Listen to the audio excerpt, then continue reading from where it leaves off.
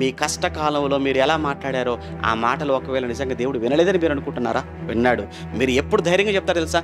నా కష్టాలలో, నా శ్రమలలో, నా బాధలలో నేను మాట్లాడిన ప్రతి మాట దేవుడు రికార్డ్ చేయనుగాక. ఏమని రికార్డ్ చేయమను?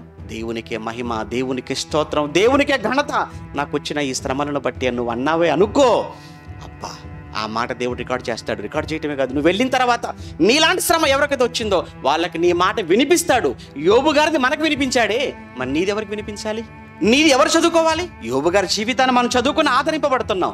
రేపు మనకు వచ్చే ఈ కష్టాలు, మనకు వచ్చే ఈ బాధలలో మనం మాట్లాడే మాటలు మన వెనక రాబోతున్న వారికి కూడా ఎలా ఉండాలి? ఒక స్ఫూర్తిని, ఒక మాదిరిని చూపించగలవా?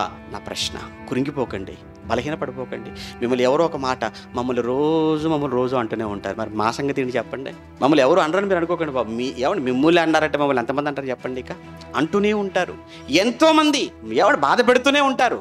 అవి వింటే బైబిల్ మూసేసి గదిలోకి వెళ్ళిపోయి ఏమంటే తలుపులు వేసుకొని చక్కగా ఏడుచుకుంటూ పడుకుంటారు మీరైతే. కానీ నేను చూసారు అంత గట్టిగా మాట్లాడుతున్నాను. ఇది ఉండాలి మరి తెగింపు. మరి లేకపోతే ఎలా ధైర్యం? బాధపడిపోయి కుమిలిపోయి ఏడుస్తే రోధిస్తే నేనెవరికి మాదిరిగా ఉంటానండి? కానీ ఒక నాయకుడు ఎలా ఉండాలి? అవమానాన్ని ఎలా చూశారో ఆనందాన్ని కూడా అలానే. ఆనందం కలిగినప్పుడు కీర్తనలు పాడాలి, అలానే బాధ కలిగినప్పుడు, అవమానం కలిగినప్పుడు కూడా అదే ఏ మాత్రం అవసరమైతే ఇంకా అవమానం ఇంకా కొంచెం గట్టిగా పాడాలి పాట. అది మనం నేర్చుకుంది. అది బైబిల్ అంటే.